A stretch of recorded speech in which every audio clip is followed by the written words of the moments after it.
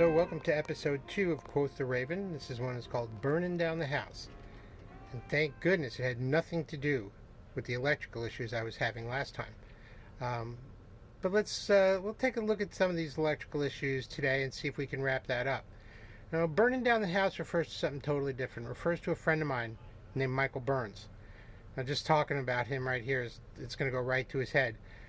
So Michael is an actor, and I'm a musician, and he and I taught at a residential school for vulnerable young women together. And we taught for 15 years, and mostly we put on shows and shared pictures of Hinckley sailboats.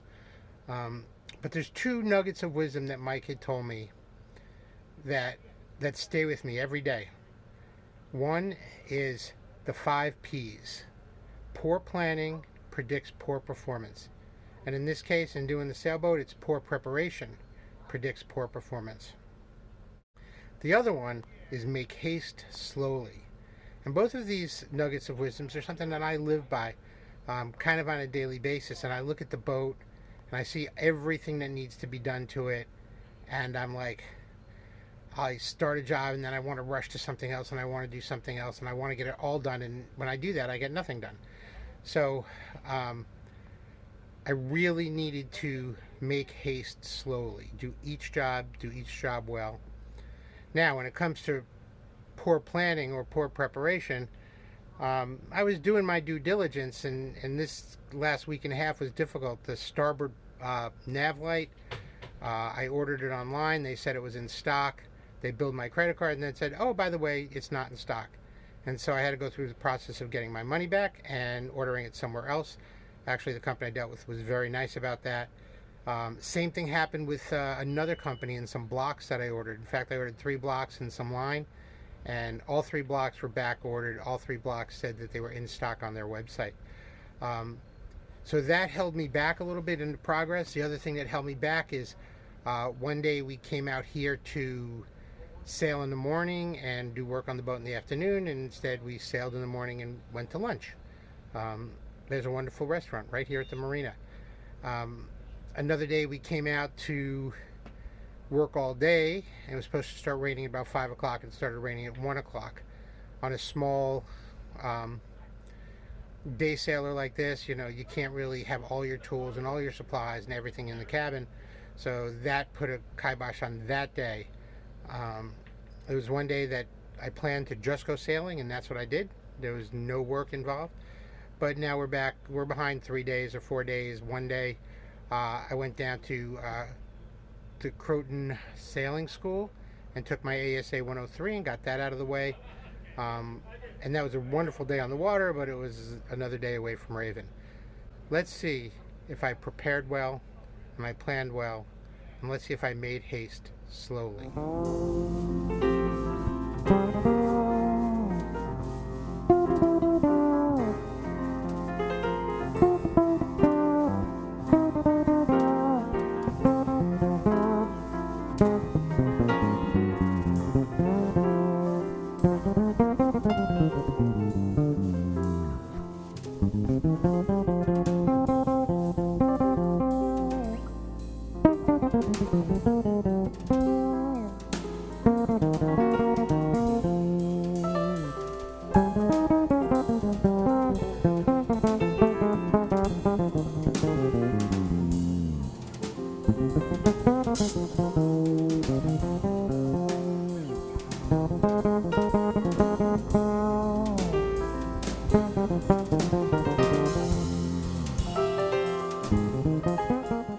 Before and after.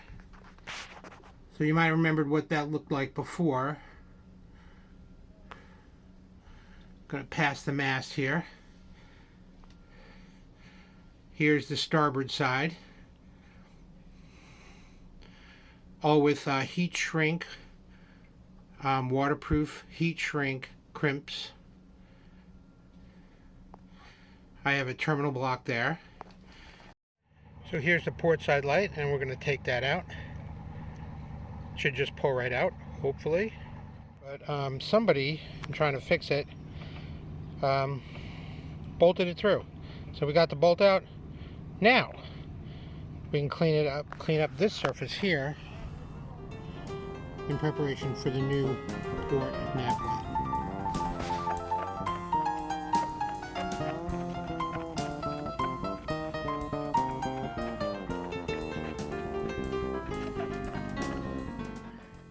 Well, using a little acetone, a scraper, and some steel wool, I was able to get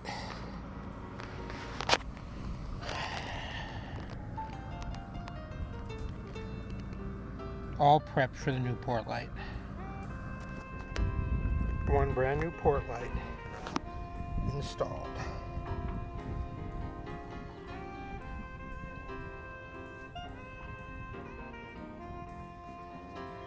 Well, the starboard side's all prepped.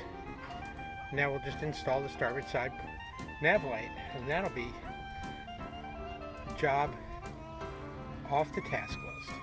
Since I bought the exact same nav lights that I used to have, or that used to be on the boat, I don't have to drill any other holes, so installation is fairly straightforward. So this is the way the battery looked when I got it.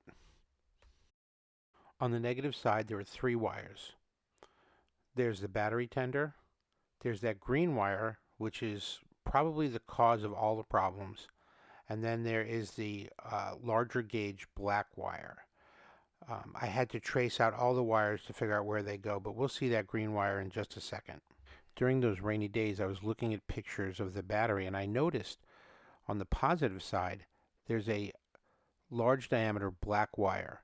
And black wire doesn't usually go to positive, it goes to negative, and this was a real concern of mine considering the electrical system wasn't working. We can also see that there is a large diameter red wire. There is the battery tender with the fuse, and then there's a smaller diameter red wire with the yellow collar. And it turns out that that wire is the wire that's supplying power to the switch panel. So this is that green wire where it attached to the bus bar.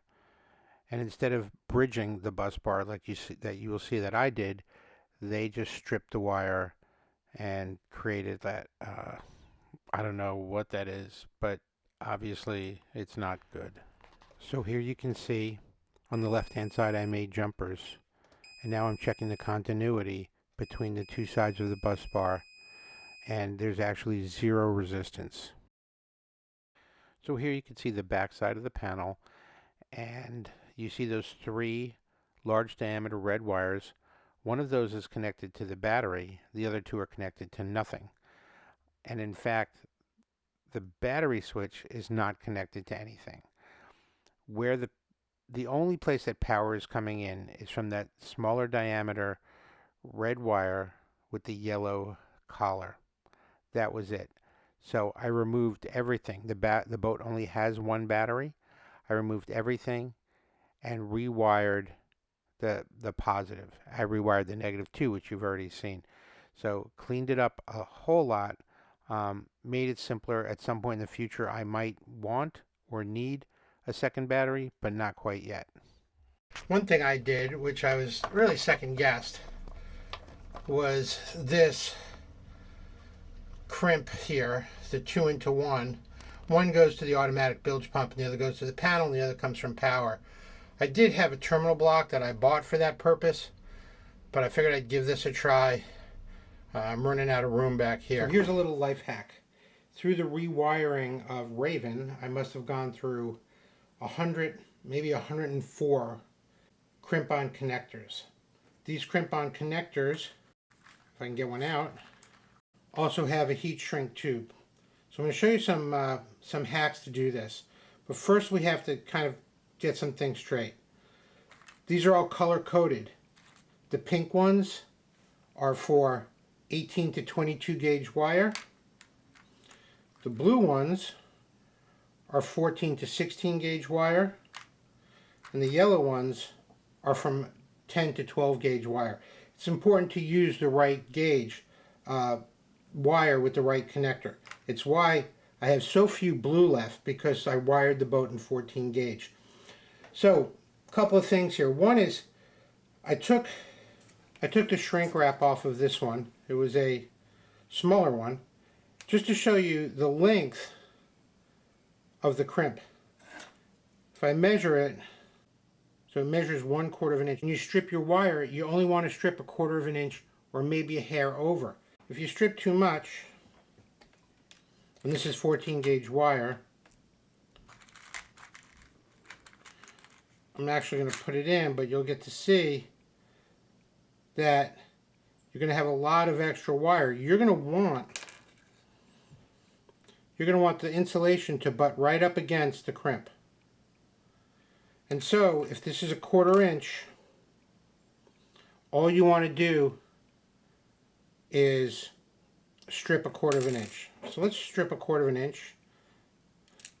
And you get to figure this out on your strippers.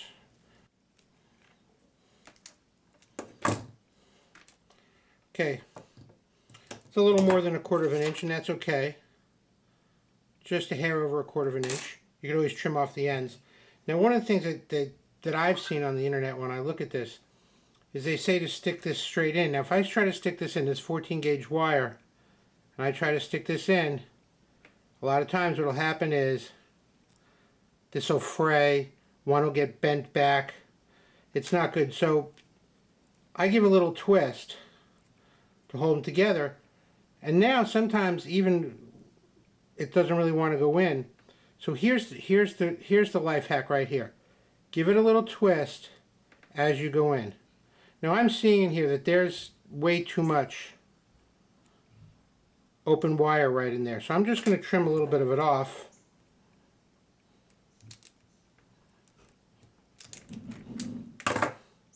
Retwist it.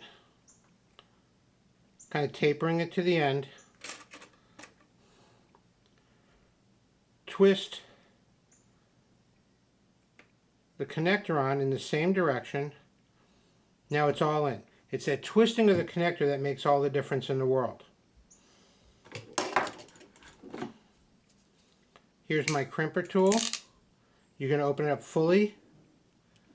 You're going to put it in the same color. These are color coded. This is blue. I'm going to put it in the blue. And again, just the crimping part. Just the part that needs to be crimped, not the rest of it. And you're going to press until it goes all the way. And that's it. Now, I use this portable heat gun. And what I'm going to do is I'm going to heat this shrink tube so you can't see, you don't see, it looks more opaque. Let me see what I can get here and see if you can see the difference on camera.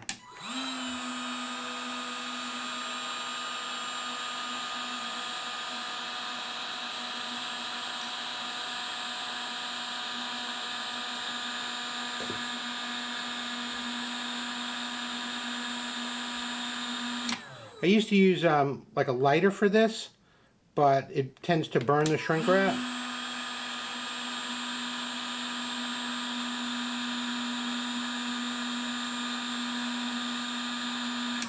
Okay, now if we look here, you don't really see the blue and the red as separate colors. They're all one, maybe a little more.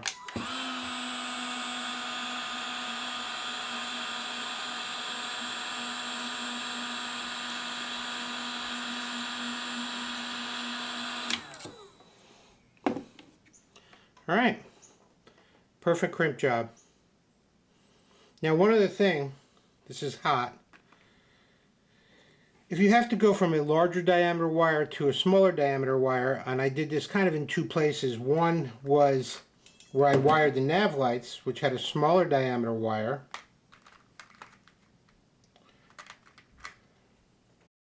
I use these disconnects. So this on the smaller gauge, this on the bigger gauge, but they connect up perfectly. The other thing I did, and I kind of mentioned this when I wired up the power to both the switch panel and the automatic bilge pump, I used something like this, which as you see it's yellow on this side and blue on this side. So I had my power coming in on this side from the battery, and then I combined the two leads, one going off to the bilge pump and the other going off to the switch panel on this side. That might not have been the most elegant, but I think it's going to work perfectly. Alright, so there's the life hack for this episode. I want to show you the bus bar here. You notice I did a jumper cable, a little jumper there, as opposed to what was there before. And everything's cleaned up. I checked the resistance and had 0 resistance from side to side. You can see the bilge pump, and here's my new switch. And you can see I'm running 13.5 volts, which is nice. I have to label those. They all work. Well, those 3 will work. So it turns out that none of those thicker wires, the big black one that was on the positive, actually went back to that 12 volt receptacle. The other big wires went to the second battery. There is no second battery. All those wires went to the switch that I removed, because it wasn't hooked up to anything. So right now we have a nice, very simple, and most importantly, working system. So let's check off the taskbar and see what we've accomplished. As you can see, we've accomplished quite a bit. By the way, the music you're listening to is a song called The Hunter. It's on my first record called Big Droppins. If you'd like to hear more, you can get it at some of your favorite streaming sites.